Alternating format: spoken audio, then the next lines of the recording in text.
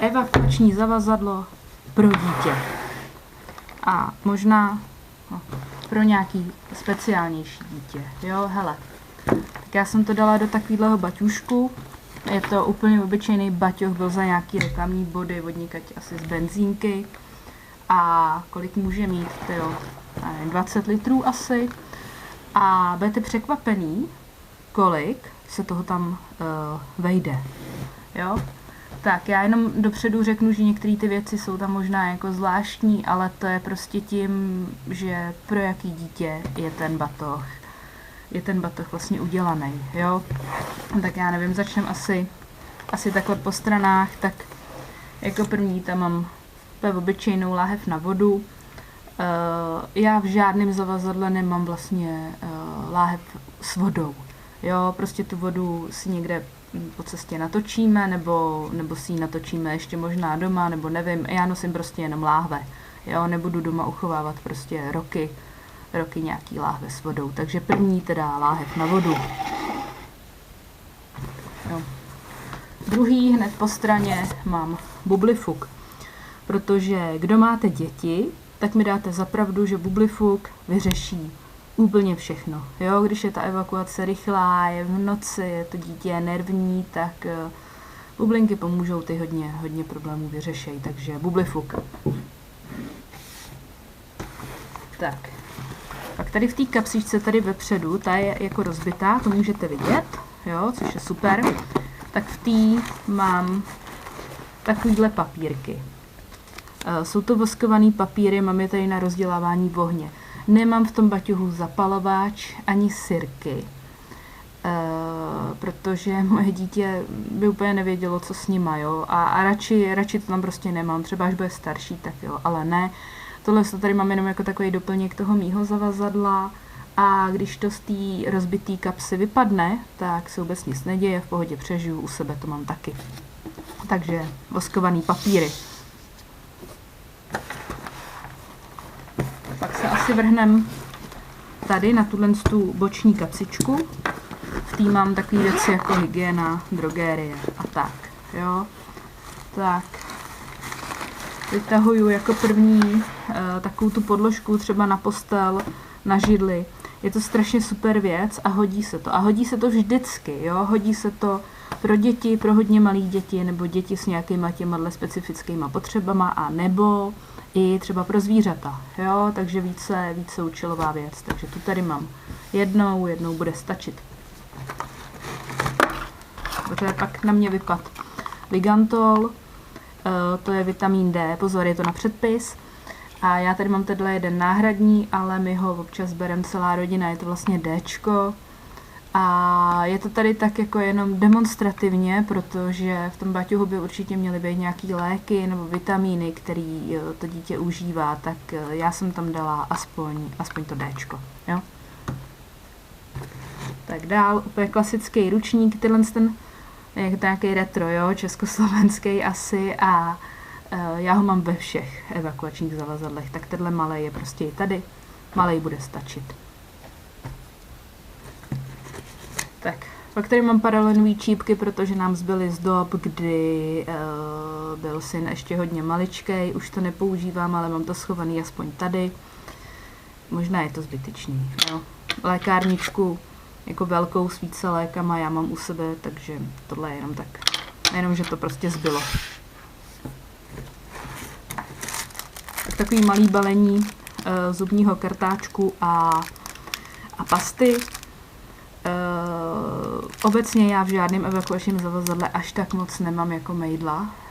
Prostě v té hodně krizové situaci bychom se prostě umyli jenom vodou. Jo. A klasicky kapesníky, ty jsou vždycky všude. A vlhčený ubrousky, podobný, ty se prostě hodí vždycky na všechno. Tím myslím, že mám tady tu kapsičku hotovou. Tak teď se podíváme do té hlavní, největší kapsy dovnitř.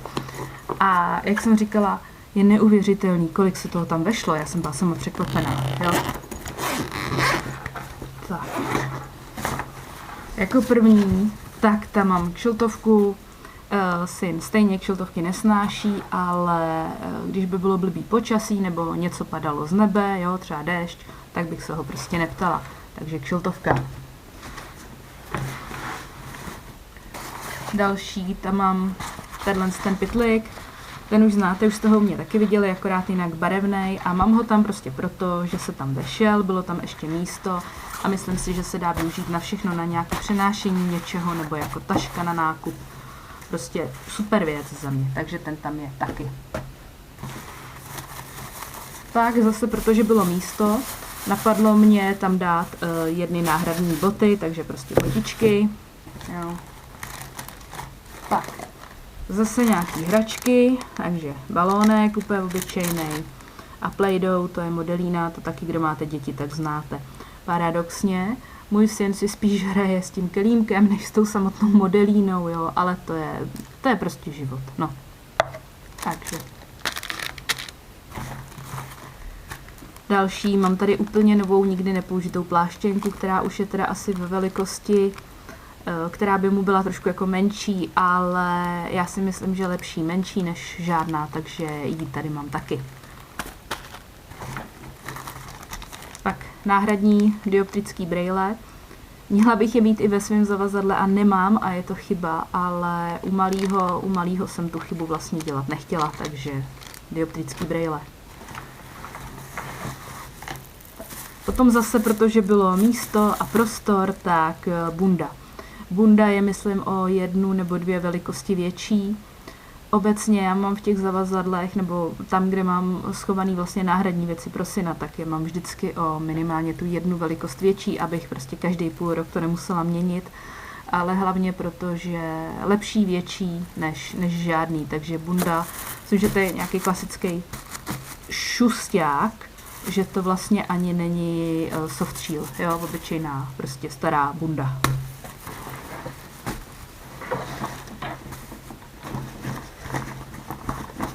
Tak, pak tam mám krabičku takhle náhradních okluzorů, syn je nosí. Tyhle jsou teda takový horší, ale moc je nepoužíváme, nebo téměř už vůbec, taky mám prostě nouzově schovaný tady, jo. Tady je malý pytlíček se spodním prádlem, myslím, že je to tam jenom na 1 nebo na 2 dny a to musí prostě stačit. Tak.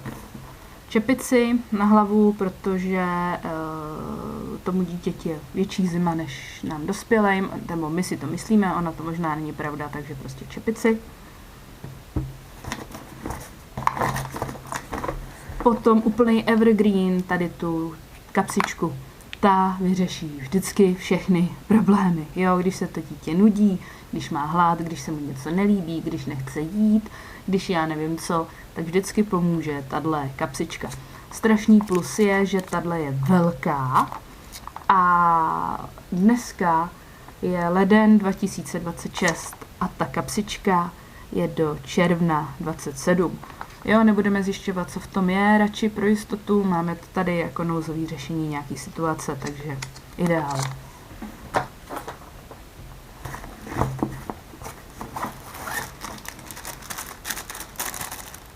Tak se mi povedlo někde ulovit dětskou roušku.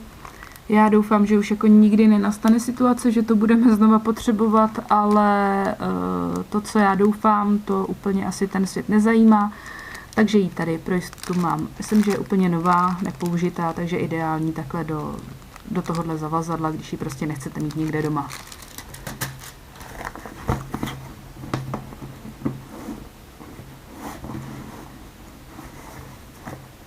Tak dál tady mám v oblečení, jsou to tepláky, tričko s dlouhým rukávem a mikina. Zase všechno je to o 1 nebo 2 velikosti větší, protože vím, že se mi do toho vejde a v nejhorším případě by se to někde trošku jako ohrnulo, nebo by se to zakasalo do těch kalhot, nebo tak. Tím, že je to větší, tak by to mohlo být i příjemný na případně nějaký spaní. Ta mikina je taková, vypadá jako kvalitní, teplá, myslím, že to je i nějaká jako značka, nevím, co to je, no, je to Quechua, asi se to čte z Decathlonu, která je fakt jako hodně dobrá, takže sada jednoho v oblečení. Nechtěla jsem tady toho mít víc, protože ten baťoh by pak byl prostě větší, nebo by musel být jiný, jo, takže sada v oblečení.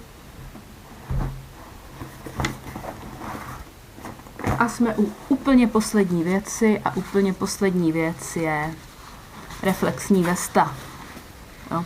Já mám dvě, tu druhou používáme, když jde malej ven k večeru a chodí hodně na garáže mezi auta, jo, tak aby ho nepřejeli, ale mám teda dvě a tu mám prostě v tom evakuačním zavazadle pro něj. A záleželo by na situaci, když bych jako chtěla, aby jsme byli viděni, no tak mu ji dám. A když bych zase nechtěla, aby jsme byli viděni, no tak mu ji prostě nedám. Je to tady čistě z důvodu nějaký třeba bezpečnosti, když bychom prostě večer šli po silnici, tak má to tyhle reflexní prvky.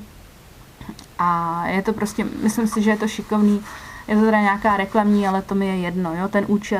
Ten účel v pohodě jako splní. Tak a přece jenom, ještě tady teda mám malinkatý lízátko, protože to je taková podobná věc jako ta kapsička nebo ten bublifuk. Lízátko zabere vždycky a vyřeší každý problém. Tak tohle je z nějaký hračky, ale je v pohodě, jo. Na pár minut by ho to zabavilo. Vydrží to, no, asi díl než my. Takže doporučuji dát lízátka nebo nějaký jiný sladkosti, které mají vaše děti rádi. No a to bylo všechno, co bylo v tomhle baťohu. Takže baťoh je teďka prázdnej. Vidíte teda, že se toho tam vejde jako opravdu moc. Jo. A zase tohle berte jenom vlastně jako takový vodítko, jo, toho, co můžete dát do baťohu pro dítě s nějakýma těma speciálníma potřebama.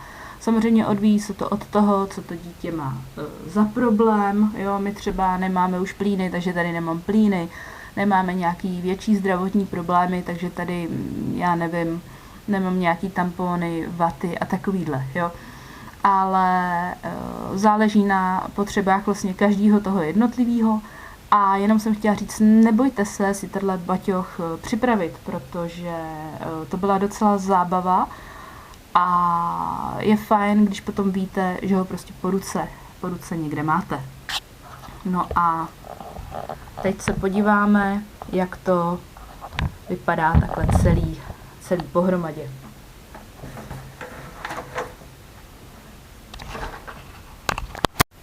Tak hele, a takhle to vypadá všechno. Všechno takhle vyndaný z toho baťůžku ven. Jo, je to opravdu úplně všechno. A jak jsem říkala, no, budu to říkat asi furt dokola, prostě vejde se toho tam fakt strašně moc. Byla jsem jako opravdu hodně překvapená, no. A jak jsem říkala, musíte to doplnit pak případně podle vás, podle toho, co to vaše dítě potřebuje, co má třeba rádo, jakou má nejoblíbenější hračku, nebo knížku, nebo třeba věci na logopedii, nějaký třeba ty komunikační kartičky, Vox a podobně, to by tam určitě nemělo chybět. No a pak ty další léky, vitamíny, něco prostě, co užívá, tak to taky, no. Tak to je všechno, hele, ode mě asi dneska a čau. Jo a jinak je to poslední video ze sekce, nebo na nějakou dobu poslední video ze sekce evakuačních batohů nebo nouzových batohů, aby to tady nebylo jenom o batozích. Příště si už povíme něco jiného, něco lepšího a něco třeba i zábavnějšího, co nebude jenom nějaký psaní seznamu, jo? Tak jo, hele, čau.